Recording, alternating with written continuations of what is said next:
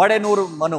S, ಈ ಹೆಸರು ಕೇಳಿದಾಗ ಕಳೆದ 2-3 ವಾರಗಳಿಂದ ಸಾಕಷ್ಟು ಸುದ್ದಿಯಲ್ಲಿರುವಂತದ್ದು, ಸಾಕಷ್ಟು ಸದ್ದನ್ನ ಮಾಡಿರುವಂತದ್ದು. ಇನ್ನು ಅತ್ಯಾಚಾರ ಪ್ರಕರಣದ ಆರೋಪದಲ್ಲಿ ಒಂದಿಷ್ಟು ಜೈಲ್ಗೂ ಕೂಡ ಬಂದ್ರು, ಜಾಮೀನ್ ಮೇಲೆ ಹೊರಗೂ ಕೂಡ ಬಂದಿದ್ದಾರೆ. ಅದಾದ ನಂತರ ಒಂದು ಆಡಿಯೋಗಳು ಸಾಕಷ್ಟು ಸದ್ದನ್ನ ಮಾಡಿತ್ತು. ಎಲ್ಲರೂ ಕೂಡ ಶಾಕ್ ಆಗ್ಬಿಟ್ಟಿದ್ರು. ಏನಪ್ಪಾ, ಮಡೆನೂರು ಮನುನೇ ಈ ರೀತಿ ಮಾತನಾಡಿದ್ದಾನ?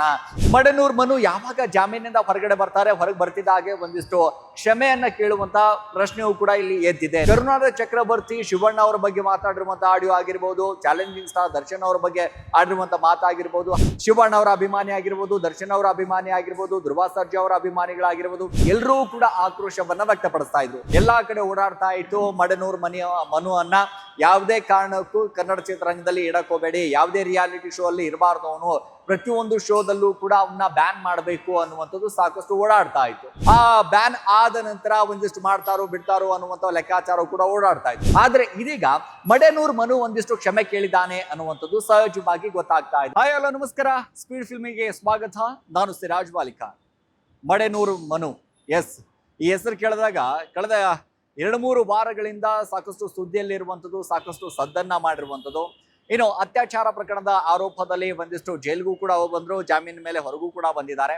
ಅದಾದ ನಂತರ ಒಂದು ಆಡಿಯೋಗಳು ಸಾಕಷ್ಟು ಸದ್ದನ್ನ ಮಾಡಿತ್ತು. ಎಲ್ಲರೂ ಕೂಡ ಶಾಕ್ ಆಗ್ಬಿಟ್ಟಿದ್ರು. ಏನಪ್ಪಾ, ಮಡೆನೂರು ಮನುನೇ ಈ ರೀತಿ ಮಾತನಾಡಿದ್ದಾನ ಅನ್ನುವಂಥದ್ದು ಯಾಕಂದ್ರೆ ಒಂದಿಷ್ಟು ವಿಚಾರಗಳು ಓಡಾಡ್ತಾ ಇತ್ತು. ಎಲ್ಲವೂ ಕೂಡ ಆದ ನಂತರ ಮಡೆನೂರು ಮನು ಯಾವಾಗ ಜಾಮೀನಿಂದ ಹೊರಗಡೆ ಬರ್ತಾರೆ, ಹೊರಗೆ ಬರ್ತಿದ್ದ ಹಾಗೆ ಒಂದಿಷ್ಟು ಕ್ಷಮೆಯನ್ನ ಕೇಳುವಂತ ಪ್ರಶ್ನೆಯೂ ಕೂಡ ಇಲ್ಲಿ ಎದ್ದಿದೆ. ನೋಡಿ, ಕ್ಷಮೆ ಕೇಳಲೇಬೇಕಾಗಿರುವಂತದ್ದು. ಯಾಕಂದ್ರೆ ಕರುನಾಡ ಚಕ್ರವರ್ತಿ ಶಿವಣ್ಣ ಅವರ ಬಗ್ಗೆ ಮಾತಾಡಿರುವಂತ ಆಡಿಯೋ ಆಗಿರ್ಬೋದು, ಚಾಲೆಂಜಿಂಗ್ ಸ್ಟಾರ್ ದರ್ಶನ್ ಅವರ ಬಗ್ಗೆ ಆಡಿರುವಂತ ಮಾತಾಗಿರ್ಬೋದು, ಹಾಗೆ ಏನು ಧ್ರುವ ಸರ್ಜಾ ಅವ್ರ ಬಗ್ಗೆ ಮಾತಾಡಿರುವಂತ ಮಾತುಗಳಾಗಿರ್ಬೋದು, ಇವೆಲ್ಲವೂ ಕೂಡ ಅವಾಗ ಯಾವ ರೀತಿಯಾಗಿ ಆಕ್ರೋಶ ವ್ಯಕ್ತವಾಗಿತ್ತು ಅಂತಂದ್ರೆ, ಶಿವಣ್ಣ ಅವರ ಅಭಿಮಾನಿ ಆಗಿರ್ಬೋದು, ದರ್ಶನ್ ಅವರ ಅಭಿಮಾನಿ ಆಗಿರ್ಬೋದು, ಧ್ರುವ ಸರ್ಜಾ ಅವರ ಅಭಿಮಾನಿಗಳಾಗಿರ್ಬೋದು, ಎಲ್ಲರೂ ಕೂಡ ಆಕ್ರೋಶವನ್ನ ವ್ಯಕ್ತಪಡಿಸ್ತಾ ಇದ್ರು.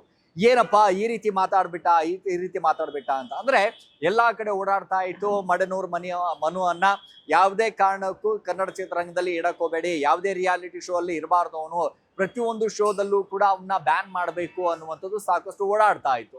ಆ ಬ್ಯಾನ್ ಆದ ನಂತರ ಒಂದಿಷ್ಟು ಮಾಡ್ತಾರೋ ಬಿಡ್ತಾರೋ ಅನ್ನುವಂಥ ಲೆಕ್ಕಾಚಾರ ಕೂಡ ಓಡಾಡ್ತಾ ಇತ್ತು. ಆದ್ರೆ ಇದೀಗ ಮಡೆನೂರು ಮನು ಒಂದಿಷ್ಟು ಕ್ಷಮೆ ಕೇಳಿದ್ದಾನೆ ಅನ್ನುವಂಥದ್ದು ಸಹಜವಾಗಿ ಗೊತ್ತಾಗ್ತಾ ಇದೆ. ನೋಡಿ, ಆಕ್ಷನ್ ಪ್ರಿನ್ಸ್ ಧ್ರುವ ಸರ್ಜಾ ಅವರಿಗೆ ಒಂದಿಷ್ಟು ವಾಟ್ಸಪ್ ಮೆಸೇಜ್ ಮಾಡುವ ಮೂಲಕ, ನೋಡಿ ಅಣ್ಣ, ನಾನು ಮಾಡಿದ್ದು ಒಂದು ದೊಡ್ಡ ತಪ್ಪು, ನನ್ನ ಕೈಯಿಂದಾನೇ ಮಾಡಿಸಿದ್ದಾರೆ. ಒಂದು ಒಳ್ಳೆ ಸಿನಿಮಾವನ್ನ ಮಾಡಿದ್ದೆ, ಸಂಪೂರ್ಣವಾಗಿ 16 ವರ್ಷಗಳ ಕಾಲ ಸತತವಾಗಿ ನಾನು ಜೀವಿಸಿದೆ. ಆ 16 ವರ್ಷಗಳು ಕೂಡ ಒಂದೇ ಒಂದು ಕ್ಷಣದಲ್ಲಿ ಸಂಪೂರ್ಣವಾಗಿ ನಾಶ ಮಾಡಿಬಿಟ್ಟಿದ್ದಾರೆ. ಇದಕ್ಕೆ ಸಂಪೂರ್ಣವಾಗಿ ವಿರೋಧಿಗಳು ಮಾಡಿದ್ದಾರೆ ಅನ್ನುವಂಥ ಮಾತುಗಳನ್ನ ಕೂಡ ಅವ್ರು ಆಡಿರುವಂಥದ್ದು. ಸೊ ಆ ಕಡೆಯಿಂದ ಯಾವ ರೀತಿಯಾಗಿ ರಿಪ್ಲೈ ಬಂದಿದೆ ಅಂತ ನಾವು ನೋಡ್ತಾ ಹೋದಾಗ, ಧ್ರುವ ಸರ್ಜಾ ಅವರು ಕೂಡ ಒಂದಿಷ್ಟು ರಿಪ್ಲೈ ಅನ್ನ ಮಾಡಿದ್ದಾರೆ. ನನಕ್ಕಿಂತ ದೊಡ್ಡವರಾದಂತಹ, ಅಂತಂದ್ರೆ ನನಕ್ಕಿಂತ ಯಾರು ದೊಡ್ಡವರಿದ್ದಾರೆ, ಶಿವಣ್ಣ ಇದ್ದಾರೆ, ದರ್ಶನ್ ಅವರು ಇದ್ದಾರೆ, ಅವರನ್ನ ಮೊದಲು ಕ್ಷಮೆಯನ್ನ ಕೇಳಿ ಅನ್ನುವಂತ ಒಂದಿಷ್ಟು ರಿಪ್ಲೈ ಬಂದಿದೆ. ಅದರ ಜೊತೆಗೆ ನಿನ್ನ ಹೆಂಡತಿಗೆ, ನಿನ್ನ ತಾಯಿಗೆ, ನಿನ್ನ ಮಗಳಿಗೆ ನೀನು ಸರಿಯಾಗಿ ನೋಡಿಕೊಳ್ಳಿ ಅನ್ನುವಂತ ಮಾತು ಕೂಡ ಅಲ್ಲಿ ಕೇಳಿ ಬಂದಿದೆ ಅನ್ನುವಂಥದ್ದು. ನೋಡಿ, ನಿಜಕ್ಕೂ ಕೂಡ ಒಬ್ಬ ನಟರ ಬಗ್ಗೆ ಮಾತಾಡಬೇಕಾದಂತ ಸಂದರ್ಭದಲ್ಲಿ, ಅದರಲ್ಲೂ ಕೂಡ ಪ್ರಮುಖವಾಗಿ ಶಿವಣ್ಣ ಅವರ ಬಗ್ಗೆ ಆಗಿರ್ಬೋದು, ದರ್ಶನ್ ಅವರ ಬಗ್ಗೆ ಆಗಿರ್ಬೋದು, ಇವರ ಬಗ್ಗೆ ಮಾತಾಡುವಂಥದ್ದು ಒಂದಿಷ್ಟು ಆಡಿಯೋ. ನೋಡಿ, ಶಿವಣ್ಣ ಅವರು ಇನ್ನೇನು ಮುಗದೆ ಹೋಯ್ತು, ಆಲ್ರೆಡಿ ದರ್ಶನ್ ಅವರು ಸತ್ಯ ಹೋಗಿದ್ದಾರೆ, ಧ್ರುವ ಸರ್ಜಾ ಇನ್ನೊಂದು 2 ವರ್ಷ ಇರಬಹುದು ಅನ್ನುವಂಥ ಲೆಕ್ಕಾಚಾರದಲ್ಲಿ ಆಡಿದಂಥ ಮಾತು ಅನ್ನುವಂಥ ಒಂದು ಆಡಿಯೋ ಸಾಕಷ್ಟು ಓಡಾಡ್ತಾ ಇತ್ತು. ಆ ಆಡಿಯೋವನ್ನ ಇಟ್ಕೊಂಡು ಸಾಕಷ್ಟು ಜನ ಆಕ್ರೋಶವನ್ನ ವ್ಯಕ್ತಪಡಿಸ್ತಾ ಇದ್ರು. ಸಾಕಷ್ಟು ಕನ್ನಡ ಚಿತ್ರರಂಗದ ವಾಣಿಜ್ಯ ಮಂಡಳಿಗೂ ಕೂಡ ಅವರನ್ನ ಬ್ಯಾನ್ ಮಾಡಬೇಕು ಅನ್ನುವಂಥದ್ದು ಸಾಕಷ್ಟು ದೂರುಗಳು ಕೂಡ ಬಂದಿತ್ತು.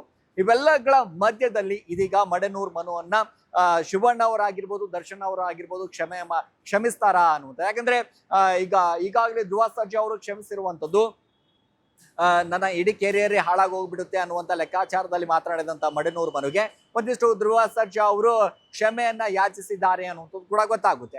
ಹಾಗಾದ್ರೆ ಮುಂದಿನ ದಿನದಲ್ಲಿ ಶಿವಣ್ಣ ಅವ್ರಿಗೆ ಆಗಿರ್ಬೋದು, ದರ್ಶನ್ ಅವರ ಆಗಿರ್ಬೋದು, ಅವರಿಗೂ ಕೂಡ ಮಡೆನೂರು ಮನು ಒಂದಿಷ್ಟು ಕ್ಷಮೆ ಕೇಳ್ತಾರಾ ಅನ್ನುವಂಥದ್ದು. ಯಾಕಂದ್ರೆ ಸಹಜವಾಗಿ ಕೇಳಲೇಬೇಕಾಗಿರುವಂಥದ್ದು. ಯಾಕಂದ್ರೆ ಆಡಿದಂಥ ಮಾತುಗಳು ಇದೆಯಲ್ಲ, ನಿಜಕ್ಕೂ ಕೂಡ ಯಾರೂ ಕೂಡ ನಂಬಲಾರದಂಥ ಮಾತುಗಳು. ಸೊ ಹಾಗಾಗಿ ಒಟ್ಟಾರೆಯಾಗಿ ಕನ್ನಡ ಚಿತ್ರರಂಗದಲ್ಲಿ ಸಾಕಷ್ಟು ಸದ್ದನ್ನ ಮಾಡಿರುವಂಥದ್ದು, ಅದು ಕೂಡ ಸಹ ನಟಿಯ ಜೊತೆಗೆ ಒಂದಿಷ್ಟು ಅತ್ಯಾಚಾರ ಮಾಡಿದ್ದಾರೆ ಅನ್ನುವಂಥ ಒಂದು ಆರೋಪ. ಇವೆಲ್ಲವೂ ಕೂಡ ಯಾವ ರೀತಿಯಾಗಿ ಕಾನೂನು ಕ್ರಮವನ್ನ ಕೈಗೊಳ್ತಾರೆ, ಇನ್ನು ಕನ್ನಡ ಚಿತ್ರರಂಗದಿಂದ ನಿಜವಾಗ್ಲೂ ಕೂಡ ಮಡೆನೂರು ಮನು ಬ್ಯಾನ್ ಆಗ್ತಾನ ಅನ್ನುವಂಥ ಲೆಕ್ಕಾಚಾರವು ಕೂಡ ನಡೀತಾ ಇದೆ. ಸೊ ಏನಾಗುತ್ತೆ ಅಂತ ಕಾದು ನೋಡ್ಬೇಕಾಗಿರುವಂತದ್ದು. ಇದಾಗಿತ್ತು ಇವತ್ತಿನ ವಿಶೇಷ. ನಿರಂತರ ಸುದ್ದಿಗೆ ನೋಡ್ತಾರೆ ಸ್ಪೀಡ್ ನ್ಯೂಸ್ ಕನ್ನಡ. ಸುದ್ದಿ ನಿಮ್ಮದು, ವೇಗ ನಮ್ಮದು. ಹೆಚ್ಚಿನ ಸುದ್ದಿಗಳಿಗಾಗಿ ನಮ್ಮ ಚಾನೆಲ್ನ ಸಬ್ಸ್ಕ್ರೈಬ್ ಮಾಡಿ.